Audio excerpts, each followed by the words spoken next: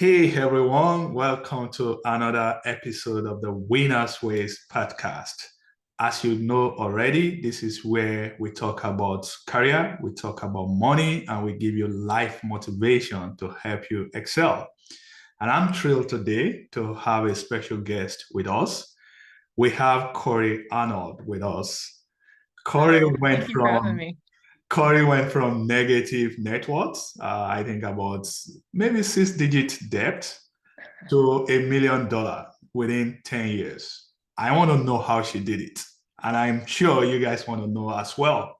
And that's why I'm thrilled to have Corey with us today. Without keeping you guys waiting any further, I'm going to bring in my guest. Hey, Corey, how are you?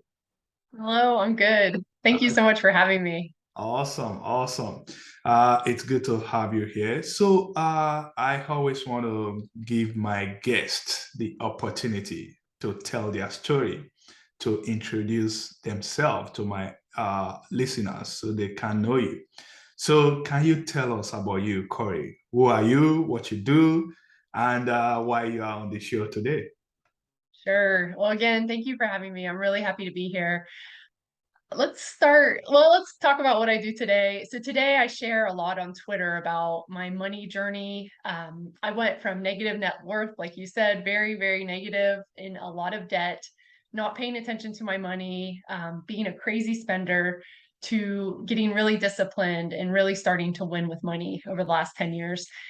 And so I try to share a lot of my experiences on Twitter, on my blog, with people just so that they know that there's hope. I was in a hole so big, I had no idea how to get out.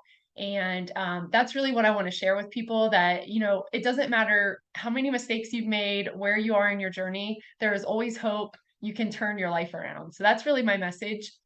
I'll give you a quick history of my story. So about 10 years ago, I had $140,000 in student loan debts. I had 22,000 in credit card debts, and then I had 100,000 in two very sketchy properties. So in total, it was about $260,000 worth of debt. Wow. And I was avoiding my debt. I felt ashamed of it. I didn't want to deal with it. I just felt like the hole was so big, I really had no way of getting out. And luckily, I had two turning points about 10 years ago. So the first one, I was watching a TV show, actually. I don't know if your viewers have seen Susie Orman, but she's a Yeah. financial expert. She's written a lot of Yeah. books. Yeah, Yeah. I'm a huge fan of hers. So I was watching a special she was doing, and she brought a woman out on stage. And this woman was having the same troubles that I was having, overspending. And she brought out a rack of this woman's clothes, and then she brought out a pile of cash. And she Oh. asked the woman, "Would you rather have the clothes or the cash?" Mm. And for some reason, I don't know why, it's such an obvious question, but for some reason, this question just hit me. And I realized, you know what? I've been wasting all this cash on, clothes and things that Yes. just don't Yeah. matter really in the long run. Yeah. So that was really the turning point number one. And that motivated me to list all of my debts. And when I did that, I also calculated how much interest I was paying every year. And I Yeah. found out I was paying about $16,000 worth of interest every year. So Oh, wow. $16,000 out of my Wow. pay, which at the time my take home pay was around 48,000. So that was a third of my pay, literally just going straight to interest. Um, so this was a huge wake up call. I realized if I didn't do something about this debt, it was just going to eat my income for the rest of my life. So that's when I really got serious. I went through a few steps. I don't know if you want me to give you some of those steps now, or you want me No, to wait we on are that. gonna get to that, but Okay. I appreciate what you shared with us. We all have that moment where you call it your turning point, where you just find yourself that can I continue to live this way? And I think you got to that point, maybe based on Susie Orman's show, which by the way I'm a fan of as well. So I want to learn from you. After getting to that point where you say yourself that, hey, I need to start making some changes, how did you go about it? What are the steps that you took to help you, go from negative to building wealth? Yeah, great question. So, like I said, the first step I really did, I listed my debts, which you may think that doesn't sound like I'm really doing much, Mhm. but understanding everything you have and looking at the full balances, the interest rates, how much interest you're paying, that transparency and that clarity is huge. When you are facing a big struggle and you don't know how to go about it and you have no clarity, you can't really move forward. So for me, just writing everything on paper really showed me where I was. And that was kind of my starting point. So that was number one, write it all down, track it. And then starting from that point, I looked at my interest rates. So I decided that mathematically, it's best to pay the loans with the highest interest rates first. So I Mhm. went after my credit cards, and I was able to refinance my house at the time. I was living in a fixer-upper, so this was not not a pretty house by any means, but it was enough, and I had enough. I had some equity in it, so I was able to refinance that and take a higher credit card. I think the credit card was at 18%, refinance that into the house, and I was able to refinance the house for 3%, which I know lately the rates have gone up a little bit, but I think you can Yeah. still get a pretty good deal, especially Mhm. compared to your credit card Credit card. rates. Yeah. So Yeah. I did that, and I actually refinanced my car too. At the time, I actually didn't have a loan on the car, but I was able to put another credit card on the car. And most financial experts will tell you not to do this because I took unsecured credit card debt and put it on secured debt, for my car and my Yeah. house. But at the time, I didn't care. I was so focused on getting out of debt and saving that much money. That saved me a couple grand every year in interest. So it was moves like that. I started tracking my spending. You would not believe how much money we spend and we don't even realize it.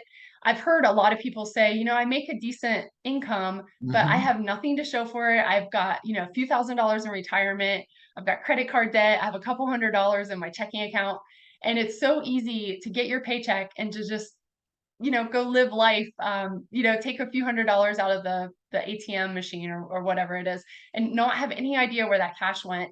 It's just so easy to let cash slip right through your fingertips. So I started writing down all my expenses, which also helped because, again, the more transparency, the more clarity you have, the better decisions you can make going forward. So those two things, even though they sound so small, they were actually giving me more control over my money. So those were two things that I did immediately. Okay, so I'm going to repeat what you just said, and I like this. You listed all your debts.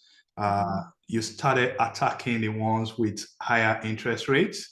The other thing is that you started tracking all your spending. I also was in a similar situation as yourself, and I think it was also back like 10 years ago. I found myself in a three-digit debt, I think about $100,000. And for me, you spoke about Susie Holman. I went the route of Dave Ramsey. But one core thing here is that either way works. With Dave, we have that 7 baby steps. I don't know if you know it already. Dave encouraged people to start with the smallest debt.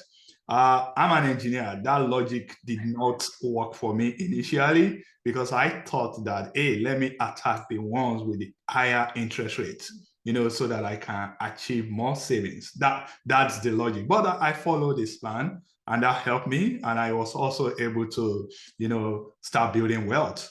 So I like the fact that you shared that with us.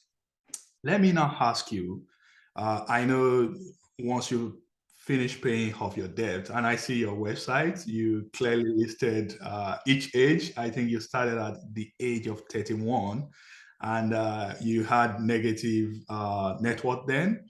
And by the time you were 41, you have $1 million, maybe plus now. Um, what's the role of saving and investing in your journey? Yeah. So I actually started, I knew that compounding, it's the eighth wonder of the world. It really is. I learned this in my 20s, but I didn't believe it. I saw all the math and I just didn't quite believe it until I had these turning points. So when I got serious about my money, when I started this thing 10 years ago, I started contributing 10% immediately to my 401k at my company. And the company was generous enough. My company gives me a 3% match. I know there's a bunch of companies that probably give more than that, but my advice to anyone is to, at least get that company match. It doesn't matter how much debt you're in, which I know this doesn't quite jive with Dave Ramsey, who I'm also a fan of his as well, by the way. But to really take advantage of that compounding, you have to get the money in there and give it time to grow. Time is the biggest contributor to compounding. So what I did, I started at 10% on year one. And then I just I continued 10%, 10%. I didn't really focus on it. That's another thing I tell my audience, set it up and forget it. Your number one focus really should be getting out of debt. But at the same time, you want to take advantage of some of the investing. So I did that. It took me 5 years to pay off that debt. So that whole time I was contributing 10%. At the same time, I'm also growing in my role at my company. So I'm making a little more money. So that was helpful. And then at the end of 5 years after I paid off my debt, I actually increased my contribution to 22%, Oh, which wow. sounds really high. And I Wow. remember thinking about this back in my 20s, thinking, oh my gosh, like 22%, That's a that's lot. crazy. But so That's a I lot. so today I actually contribute 22%, and I've been doing that for, the last 6 years. So that really helps. And that is, again, it's something I don't touch. I don't really think about it too often. It's going into growth stock mutual funds. And again, I'm limited obviously by the company's Mm. variety of Yeah. index funds, mutual funds, things like that. Mhm. But I don't touch that money. And that is about 50 to 60% of my wealth today. It's hands free. I don't spend a lot of time on it. I just put it in there. I do check those mutual funds every now and then to make sure they're at least hitting the market return. And then in my personal life, I decided that, I really don't want to work until my mid 60s. So I'm going to open a non-retirement investing account. So we have, there's lots of discount brokerages. I use Fidelity, but any of them are good. There's TD Ameritrade, Vanguard, any of them. So I'm not advertising just for Fidelity, but Fidelity allows me to trade freely. I can trade anytime. I can trade as much as I want. It's commission free. And I have researched a bunch. They also offer a bunch of low cost, even free mutual funds out there that are some are based on the index, some are based on different types of companies. So I do have one that focuses on technology stocks, for example. And I put as much as I can. I actually have an amount that I put in every pay.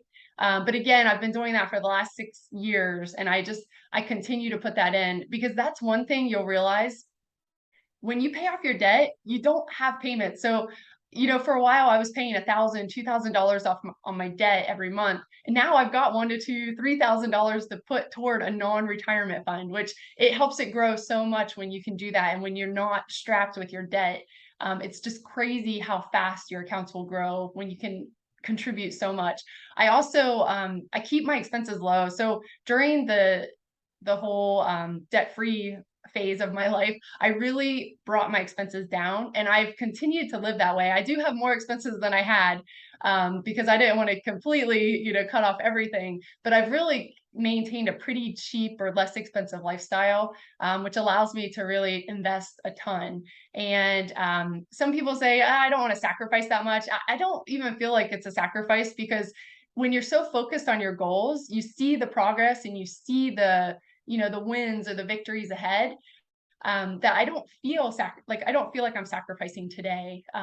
So I really heavily invest in the stock market, and then also in real estate. I've flipped four or five homes in the last 6 years, That's all. and it's crazy. Like, this latest market has been crazy. A lot of people have gained equity and have Mhm. increased their net worth through this latest market. But even prior to this, when the real estate market was growing 3 to 5% a year, which is pretty normal, I think.